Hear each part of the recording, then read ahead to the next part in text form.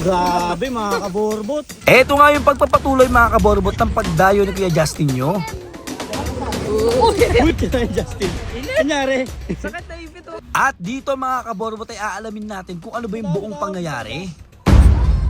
Patay.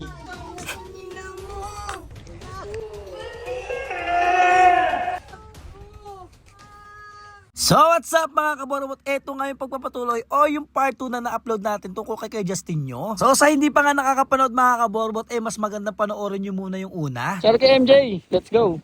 Sila mga kaborbot. Ayun. Nagdadala na yung dalawang yun.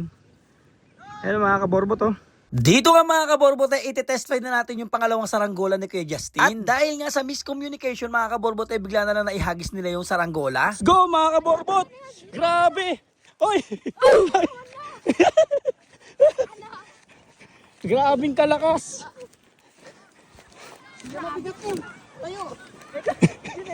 Patay, sabit lahat. Patay, may sumabit, may Pabatay konti. sumabit, may sumabit. Baba. Sa mga napapatanong mga kaborbot kung bakit hirap na hirap ba sila dyan sa paghila, 5 meters po yung saranggola. O 16.4 feet mga kaborbot. Dami nila dito.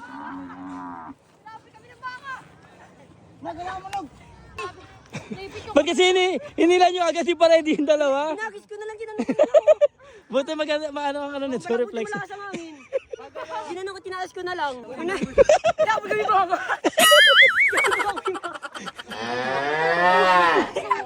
Dito nga mga kaborbot, dahil medyo kiling yung saranggola, ibababa muna natin yan. Mahirap kasi largahan mga kaborbot yung ganitong kalaking saranggola kung medyo kiling. Pag kumiling kasi yung ganitong saranggola mga kaborbot, sobrang lakas talaga ng hatak nito. At syempre kung babagsak to mga kaborbot ay mababali. Ako na nga muna mga kaborbot ang nagbaba ng saranggolang to. Para nga maipakita sa kanila mga kaborbot kung paano ba magbaba ng ganitong kalaking saranggola. Matapos ko nga ibaba mga kaborbot, agad ko rin kinilingan yung saranggola. At sure ako mga kaborbot na mas maganit pa ang hatak na saranggolang to once na ihagis.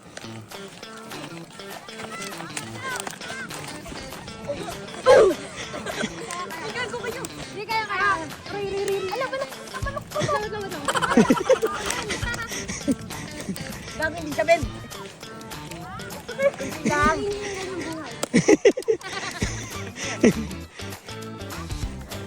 Sige yan ha. O diba, ang ganda. Dahil maganit nga mga kaborbot ang saranggolang to, nag-decide na talaga sila na itali sa puno. Kung ganitong kalaki kasi mga kaborbot na saranggola, medyo mahirap talaga to hawakan. At siguradong sasakit ang katawan mo mga kaborbot. Huwag mo muna bibitawan. Yan, sige. Kailan, doon pa.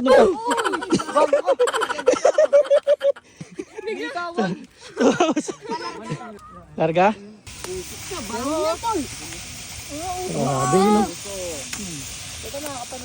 Grabe mga kaborbot. Di ba mapupukul tali yan? Let's go. Asbok. Usok mga kaborbot oh. Sa kamay mo yun yan. Nagbabibrate ka. Napakaangas. Uy, grabe mo. Ikaw yung tsura ni Justin.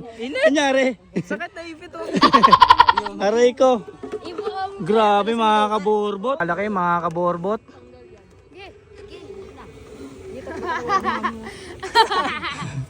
Ayan na. Magayan, bug.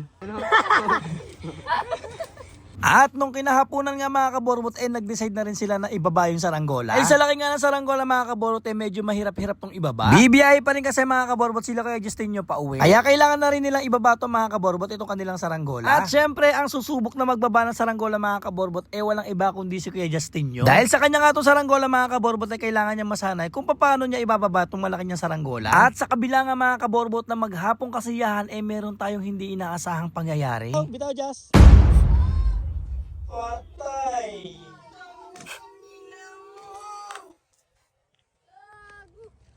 Gago ka.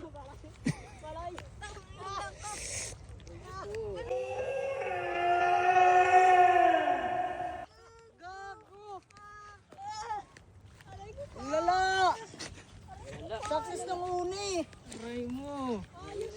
Ay! Natanggal yung tahi nito. Patay tayo, pati itong sleeve. Dalaw. Sino ba yung nagsabi kanina? Sa pangalawang ang pagkakataon mga kaborbot at sa pangalawang pagdayo ni Kuya Justinyo, pangalawang bali na naman ang nakuha niya. Aray ko. Aray mo. Ano ba naman yan, Justin? Tatlo, I love you. Shout out! Tatlo, I love you. So, for the second time? For the second time, mga kaborbot. Bali na naman. Bali na naman. Aray ko po. Paano yung tsura dyan? Aray ko po. Ayaw naman natin mga kaborbot na umuwing malungkot na naman si Kuya Justinyo. Kaya yung carbon na pampakpak ko dyan mga kaborbot na gagamitin na ibibigay na lang natin kay Kuya Justinyo. Agaran ko na ang ginawa mga kaborbot yung replacement sa pakpak ng kay Kuya Justinyo. Para maisabay na rin niya mga kaborbot sa pag-uwi niya. So, ito na mga kaborbot yung replacement. Let's go. Tara na. Ito na mga kaborbot kay Justin. Ayan na. Let's go. Hindi ako na yan. Huwag mo na bayaran yan. Let's go na yan. Carry na yan. Uwi na sila mga At dito nga mga kaborbot ay magpapaalam na at uuwi na sila Kuya Justin. Sobrang salamat nga pala mga kaborbot sa pagdayo nila. At masasabi ko na isa na naman na pinakasulit at napakasayang araw. Sino shoutout mo? Tux. Tatay ko. Sa tatay mo? Si Justin. Yung saranggola ni Justin. Bago sa may shoutout. Hindi ko. Kay Jojo. Ay, Jojo. Hoy. Bale. Kay Jojo. Tatay ko dyan, Kuya Jordan. Shoutout sa tito ko. Shoutout sa tatay ko kay Edwin. Shoutout po kay Kuya Edwin, nagbebenta ng patuka.